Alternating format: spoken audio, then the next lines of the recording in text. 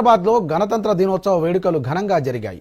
అటు ప్రభుత్వ కార్యాలయాలు, చట్టసభలు, రాజకీయ పార్టీ కార్యాలయాల్లో జాతీయ పతాకాలు ఎగురవేశారు. వివరాలు చూద్దాం.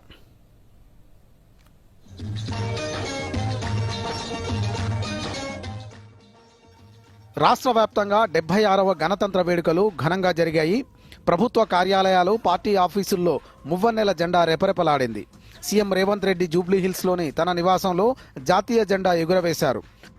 అటు ప్రజాభవన్లో జరిగిన వేడుకల్లో డిప్యూటీ సీఎం భట్టి విక్రమార్క జాతీయ జెండా ఆవిష్కరించారు. సెక్రటేరియట్లో ప్రభుత్వ ప్రధాన కార్యదర్శి శాంతికుమారి జాతీయ జెండా ఎగురవేశారు.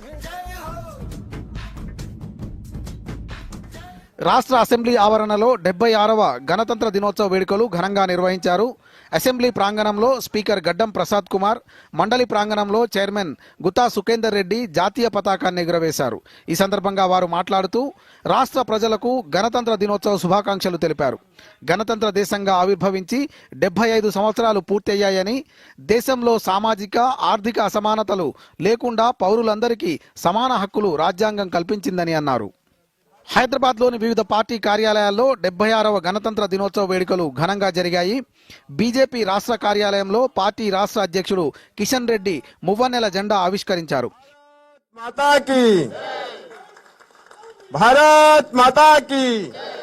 ఈ సందర్భంగా కిషన్ రెడ్డి మాట్లాడుతూ దేశ ప్రజలకు గణతంత్ర దినోత్సవం ప్రత్యేకమైందని అన్నారు.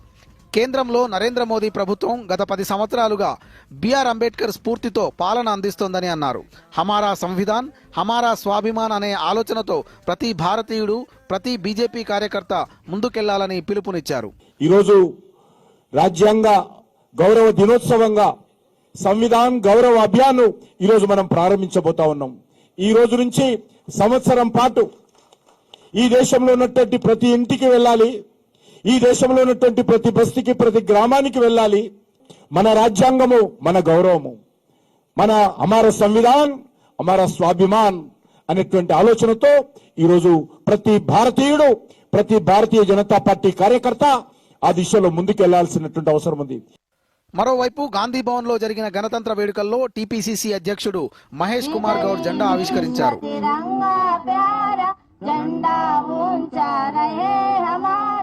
ఈ కార్యక్రమంలో పార్టీ సీనియర్ నేతలు, కార్యకర్తలు పాల్గొన్నారు. ఈ సందర్భంగా సేవాదల్ ఆధ్వర్యంలో గాంధీ భవన్ నుంచి అంబేద్కర్ విగ్రహం వరకు భారీ ర్యాలీ నిర్వహించారు. సేవాదల్ కార్యకర్తలు, కాంగ్రెస్ నేతలు ఈ ర్యాలీలో పాల్గొన్నారు. బీఆర్ఎస్ కేంద్ర కార్యాలయం, తెలంగాణ భవన్లో జరిగిన గణతంత్ర దినోత్సవ వేడుకల్లో శాసన మండలిలో ప్రతిపక్ష నాయకుడు మధుసూదనాచారి జాతీయ జెండా ఎగురవేశారు.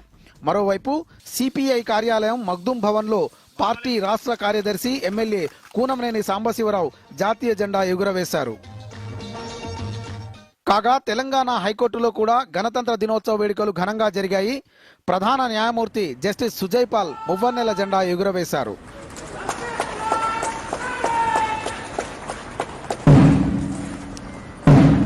Bureau report, Doordarshan news.